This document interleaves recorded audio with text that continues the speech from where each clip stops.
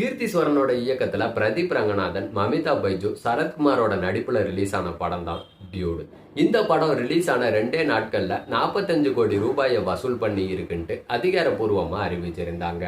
தமிழ், தெலுங்கு மொழிகள்ல உலக அளவுல பாத்தீங்கன்னா 45 கோடி ரூபாயை வசூல் பண்ணி இருக்குன்ட்டு அறிவிச்சிருக்காங்க. அது மட்டும் இல்லாம இப்ப தீபாவளி லீவுன்றதுனால புக்கிங்லயும் முன்னணியில இருக்கு டியூடு திரைப்படம். இந்த தீபாவளி லீவ் முடியறதுக்குள்ள டியூடு திரைப்படம் 100 கோடி வசூலை எட்டும் அப்படின்ட்டு சொல்லப்படுது. ஏற்கனவே பாத்தீங்கன்னா பிரதீப் ரங்கநாதனுடைய லவ் டுடே, டிராகன் திரைப்படங்கள்லாம் 100 கோடி வசூலை படைச்சிருந்துச்சு. இப்ப டியூடு திரைப்படமும் இந்த 100 கோடி வசூல் கிளப்ல இணையும் அப்படின்றது ரசிகர்களுடைய நம்பிக்கையா இருக்கு.